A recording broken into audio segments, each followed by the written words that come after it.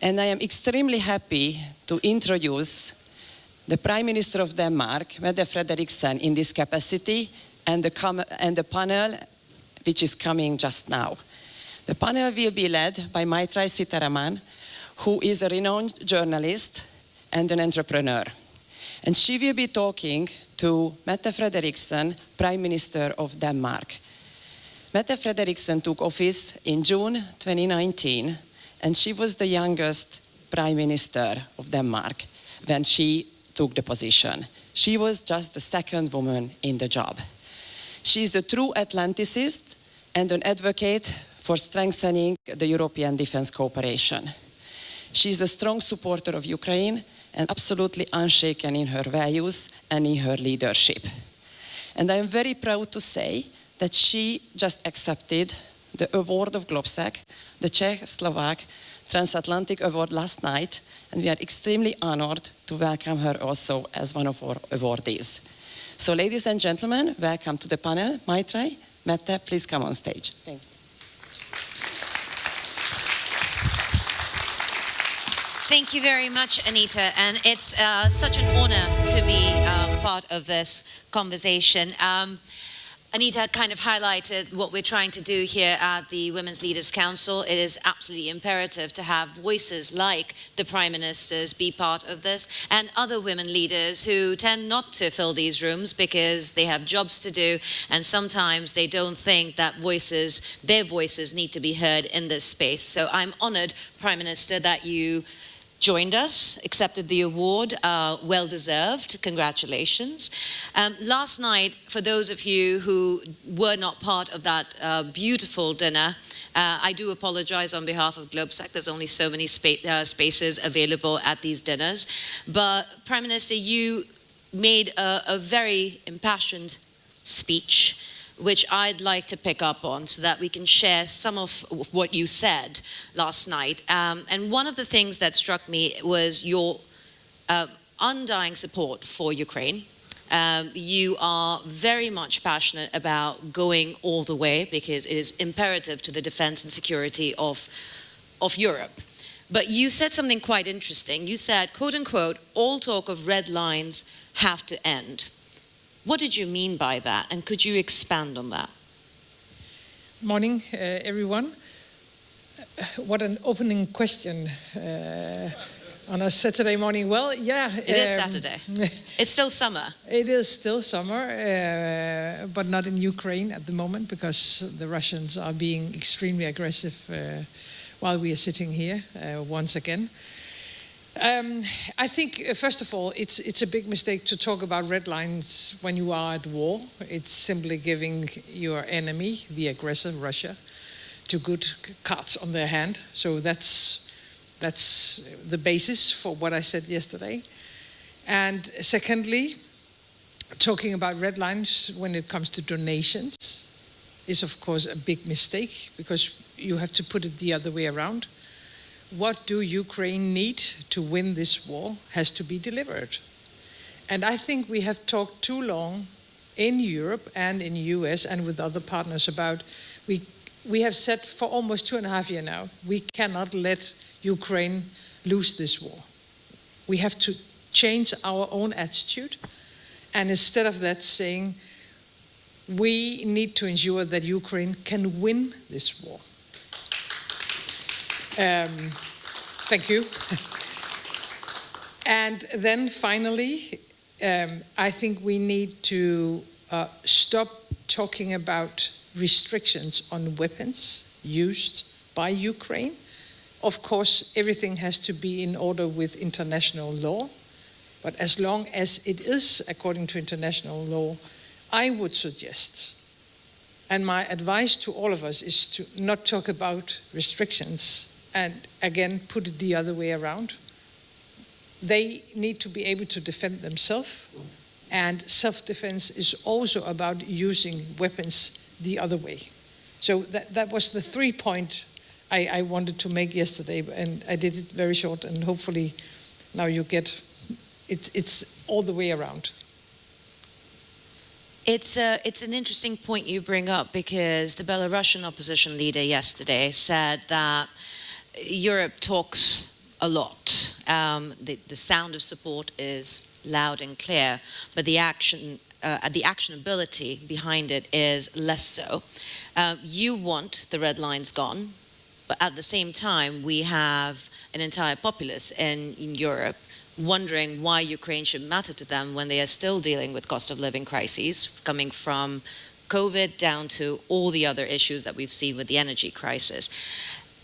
How do you see the reaction to Ukraine now in your country? And when you speak to other leaders, is it going down in the importance level as we see election after election, seeing populism rising while we were looking somewhere else? Well, first of all, I'm a social democrat. So for me, it's not difficult to understand that people in their daily life are considered by prices, inflation, housing. Do they have a job or not? Will there be a good school for their kids? Of course, that's how we look at the world in our daily life. So I think what is important for Europe now is to balance, meaning today being extremely ambitious, because at the same time, we have to deliver to Ukraine what they need. I agreed with Obama, I agreed with Trump, I agree with Joe Biden. All of them said or are saying you have to do more on your own. You have to do your homework as Europe, as a continent. I agree. So we have to spend much more money on deterrence and defense, as long as my view is able to look into the future. But at the same time, we have to ensure our people to never to step back or aside from what we want to be as Europeans. We want to be strong welfare societies. We want our people to be safe and to be insured, and we have to do this at the same time. And actually, two other topics. We need to move on the green transition, and we need to win the race on technology, not to let China win the race. So we need to be able to do all these things at the same time, which means we have to talk about the economic foundation on Europe with an open mind. So for me, it's not difficult to understand why people are reacting on this situation, but at the same time, there is no alternative. Because this idea of, to be very honest with you, some people are saying, they have been saying for 2.5 years now, just give Russia what they want in Ukraine, and then what? So you think if we as Europeans allow Russia to take 20% of Ukraine or something like that Russia would say, thank you. Then we'll just, return to our life in Moscow, and you'll never hear a sound from Russia.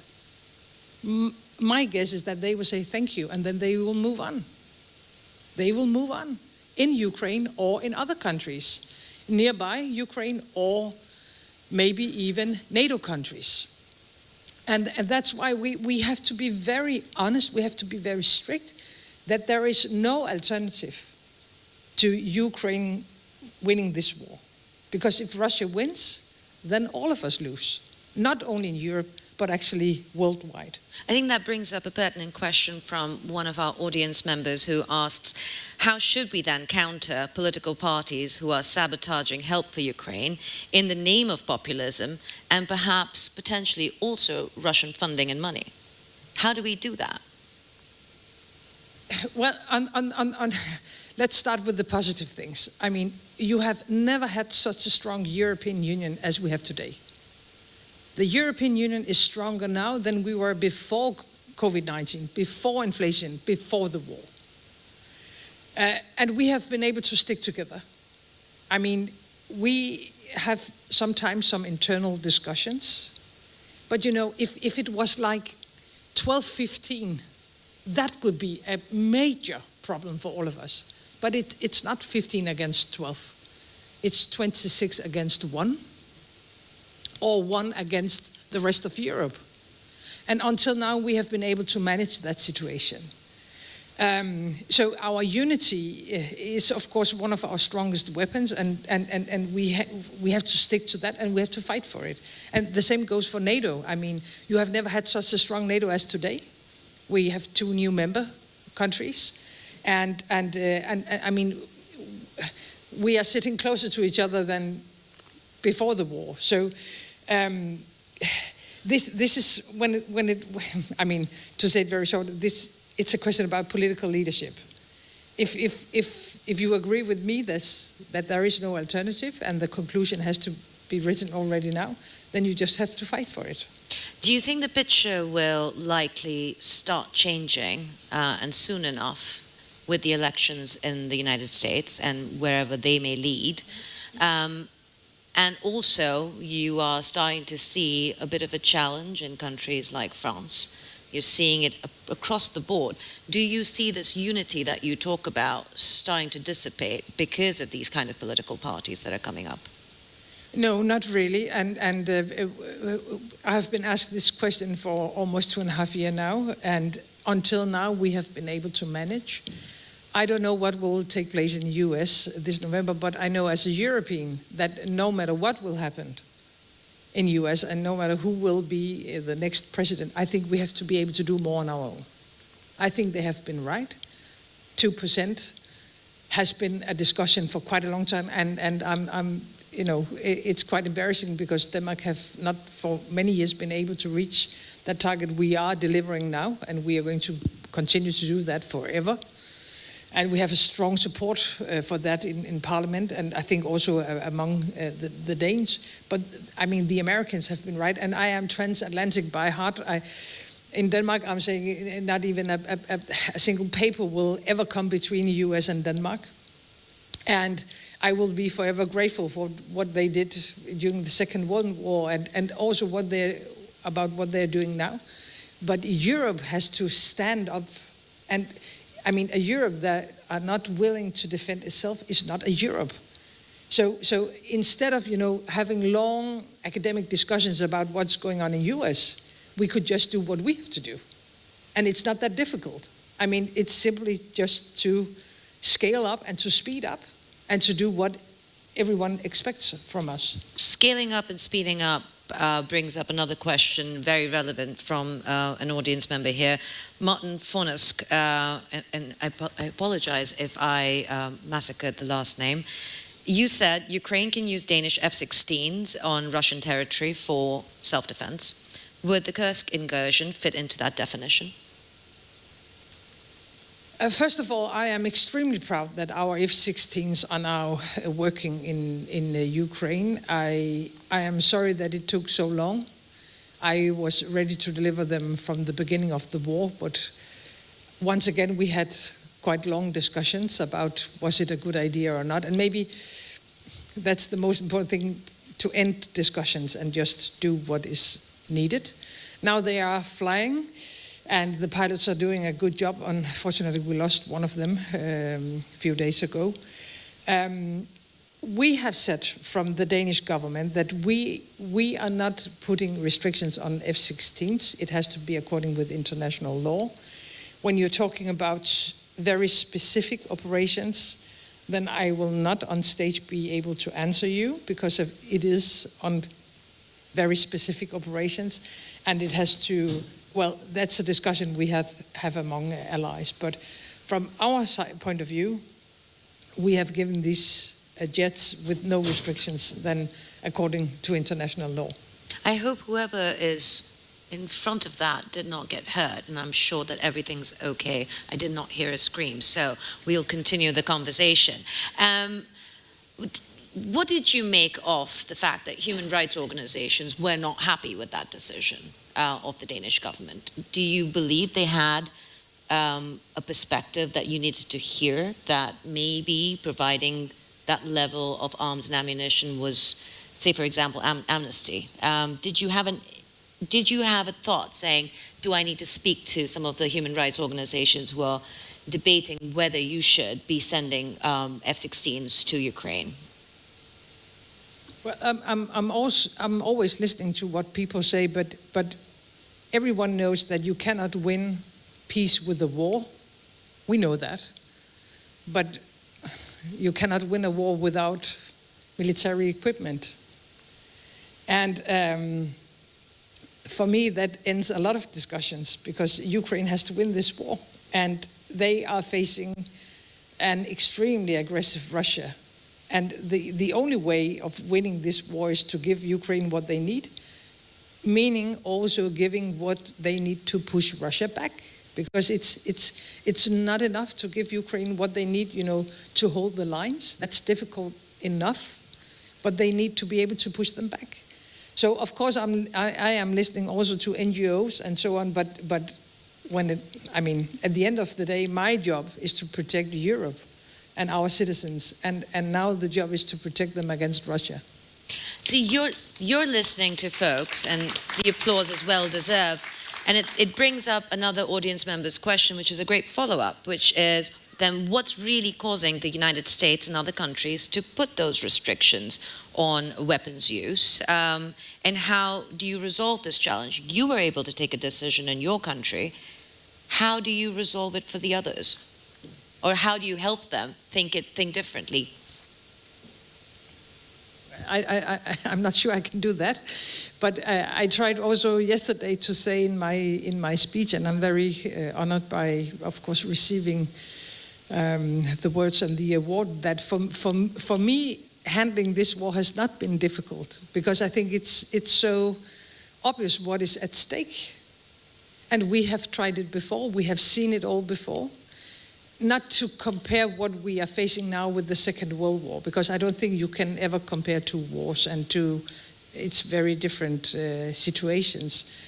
But there's always something you can learn from history, always, of course.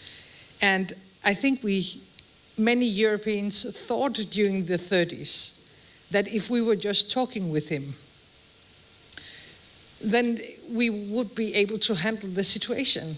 And talking was not enough. And once again, we tried it. I mean, the biggest mistake we have made was back in 2014, and it's so easy, you know, to look 10 years back and say, well, if we just did something else, then we would not be in this situation. So it's too easy for me to say what I'm saying now, but I'm going to say it anyhow.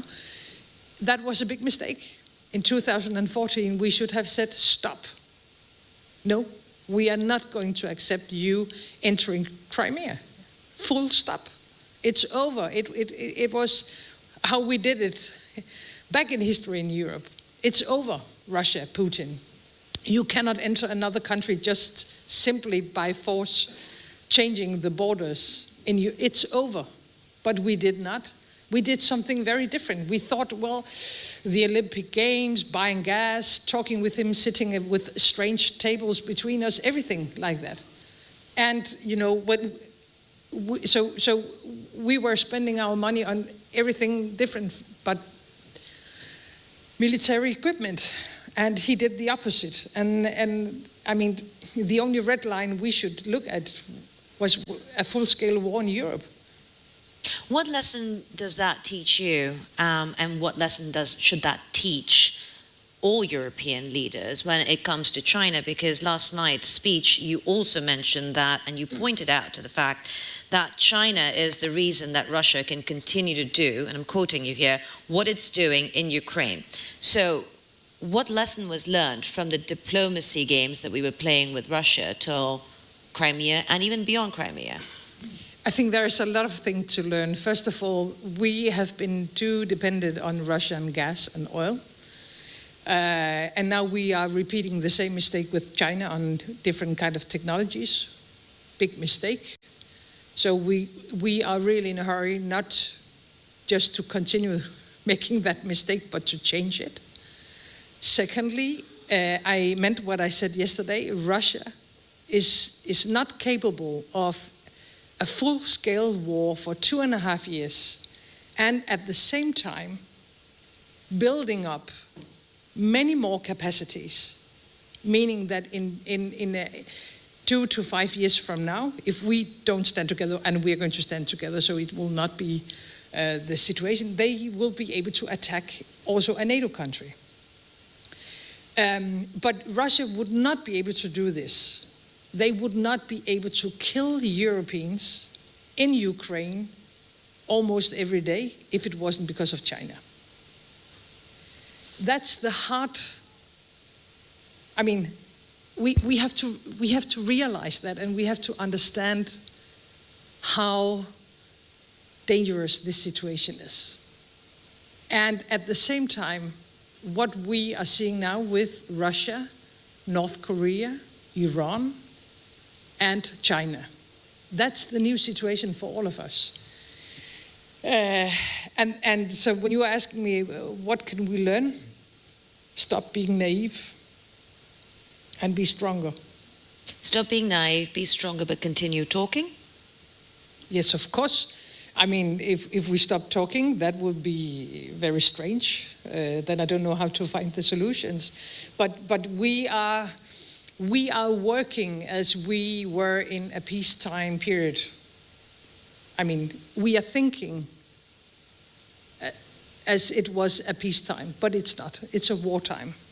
So we have to continue to talk like we are doing now, and the rest of you are going to talk the rest of the day. But of course, delivering is extremely important, and we are simply working too slow in Europe. Too slow. Too slow, but we have a global footprint, and there is a question, if I can deviate for 2 minutes from Ukraine. I know you have a strong position for Sudan and how you feel about Sudan. There's a question that also comes in from an audience member who's asking, what should then the EU be doing about the security and humanitarian catastrophe unfolding in Gaza? So when you're looking at some of the exhaustion that you're seeing in the European populace, and a lot of protests going on across Europe about war in the Middle East, and also question marks being raised about support for Ukraine and our position of Ukraine versus our position for Gaza.